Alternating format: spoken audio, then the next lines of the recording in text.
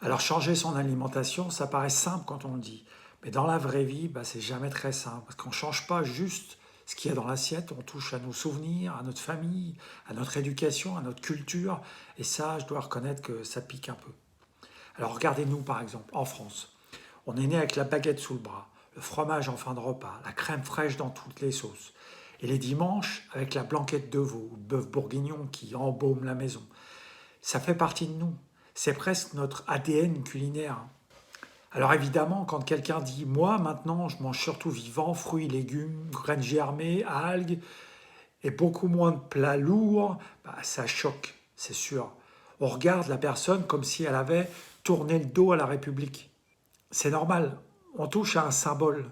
Et c'est là, je fais souvent un parallèle, vous voyez, en Espagne, les corridas. De l'extérieur, on se dit, mais comment peuvent-ils continuer ça? C'est un autre temps.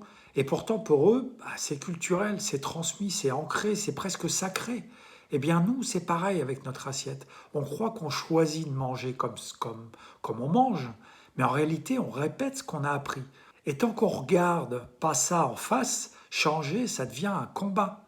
Pourtant, un jour, mon corps m'a dit stop, un vrai stop, pas un petit avertissement.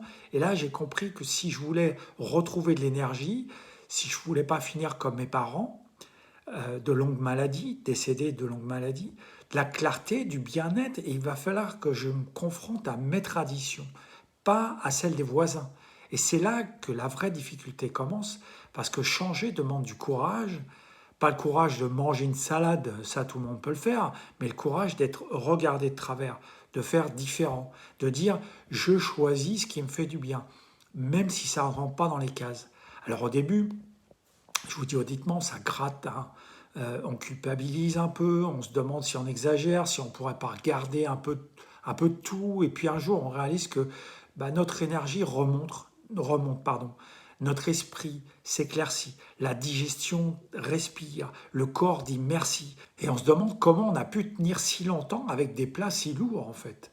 Changer son alimentation, c'est pas renier sa culture, c'est juste choisir une version plus légère, plus vivante, plus adaptée à la vie d'aujourd'hui. Et je vous assure qu'une fois qu'on goûte à ça, on ne revient jamais en arrière.